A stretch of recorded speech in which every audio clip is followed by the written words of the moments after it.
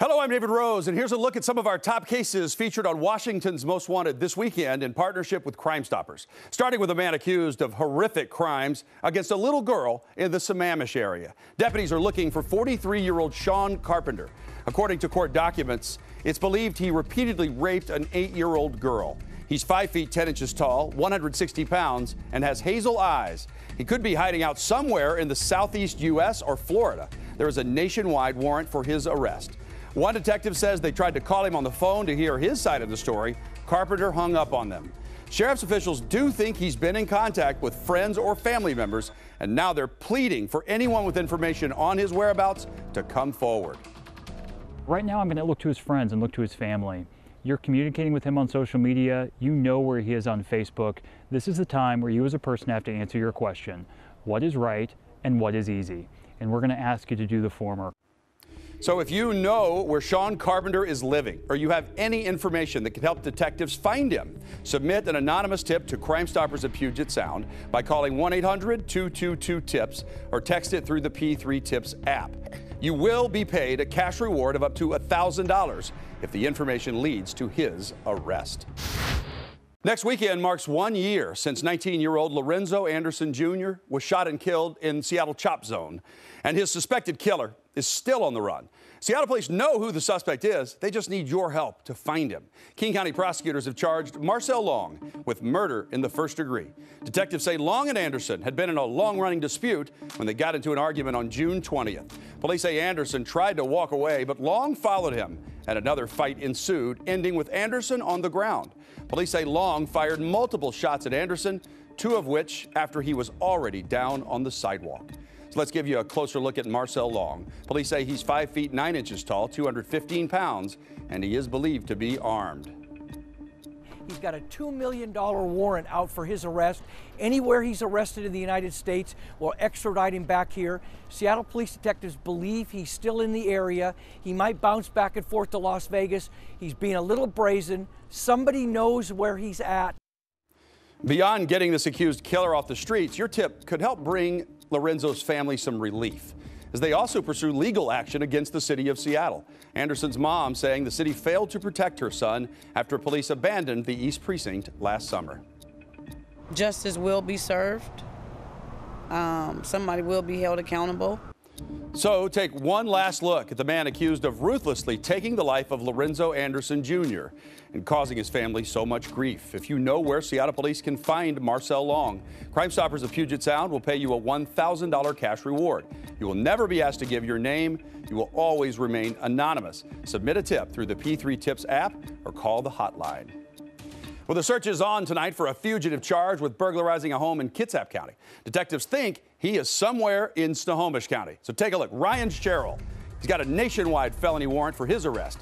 Detectives say Sherrill is responsible for a burglary in 2019 in which $100,000 worth of jewelry, guns, checks, and a vehicle were stolen from Corey Harris. She returned home to find her house ransacked. I walked through the back door, which was ajar, and my grandmother's ashes were on the floor.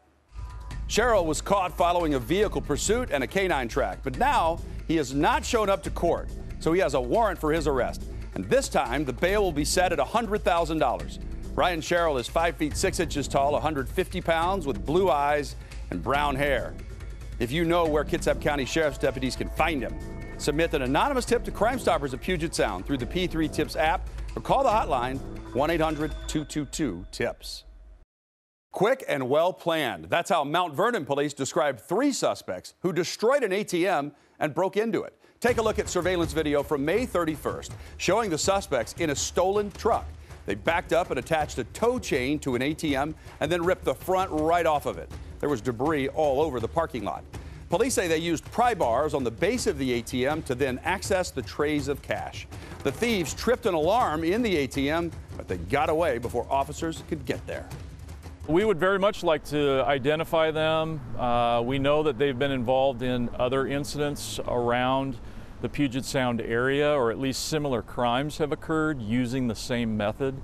Here's a photo of the tow chain left at the scene, which is pretty unique looking. Detectives believe they had a getaway vehicle that was not seen on camera. So if you know this crew or you have any information at all to help Mount Vernon Police identify them, please submit an anonymous tip to Crime Stoppers of Puget Sound through the P3 Tips app or call the hotline for a cash reward of up to $1,000 per suspect. Police in Federal Way are searching for the man accused of unleashing a violent attack on a woman with a child just feet away. 26-year-old Delandre Walker is accused of choking a woman until she went unconscious and then beating her. Police say she had to be taken to the hospital because she was so badly injured. The attack happened back in April, and this man has been walking the streets free for weeks, shattering that woman's sense of security after surviving the heinous attack. The courts recognize that while he may be in South King County or Everett, we know these folks will flee anywhere, which is why they will extradite him from any state in the U.S. What we know is that when you strangle a partner, that partner is 8 times more likely to die by a homicide, which is that every day Mr. Walker is out there and not in custody, some woman is at risk.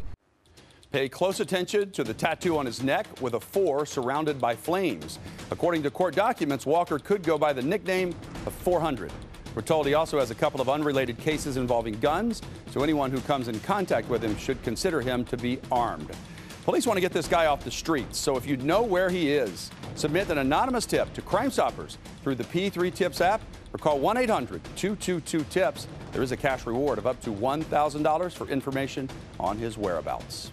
A mother of 3 is home recovering from a shooting recently in Seattle. Washington's Most Wanted Jamie Tompkins spent time with Kiara Gaines this week. She's still in a whole lot of pain, but she's resilient. Kiara tells us, though, she's worried every day about who will be involved in the next shooting, the next victim, the next family to be impacted by gun violence. I hurt. Hold on. Some days I wake up angry.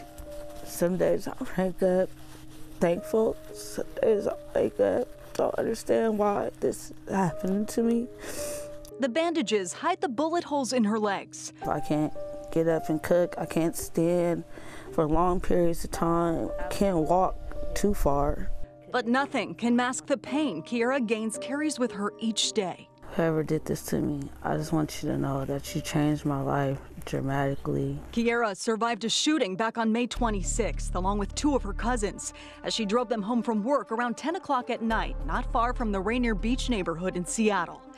5 bullets pierced her legs as she sat behind the steering wheel of her car, now riddled with bullet holes. Her driver's side window shattered. My cousin said, I think we're getting shot at, and I skirted off, and when I skirted off, she said felt like she was hit in the stomach. So I looked down, I seen that I was hit in my legs. I had blood all over my legs. Kiara desperately tried to find a hospital as her cousin in the back seat dialed 911. And just as she thought she wouldn't survive, she spotted a Seattle police car. The officers responding to reports of gunfire. She followed them and flagged them down for help. Pain, frustration, I get angry sometimes. I have a lot of mixed emotion. Today, the mother of 3 can't go anywhere without her walker. I'm still scared to do certain things, like I'm still getting my life back, you know. Well, still getting my life back. So, just happy to be here, my kids, yeah. So.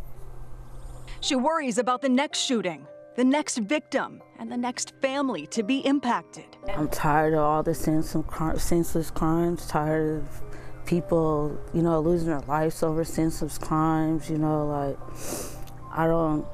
I just don't understand what's going on in the world today. It's a trauma that weighs heavy on her heart, and it's a burden she will carry always. I was also shot right here. 2 bullets still lodged inside her legs. And I just hope you find in your heart to turn yourself in and, you know. So I didn't deserve this. My cousin didn't deserve this. My kids don't deserve what I'm going through.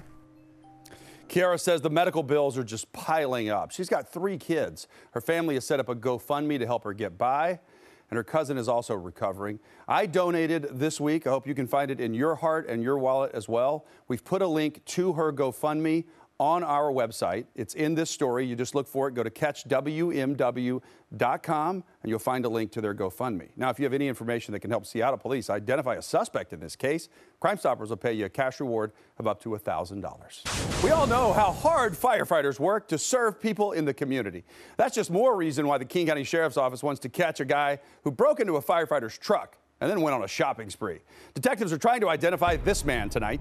During the overnight hours from June 3rd into June 4th, it's believed he stole a firefighter's uniform, badge, even the family Bible from the victim's truck, which was parked in the Renton Highlands area.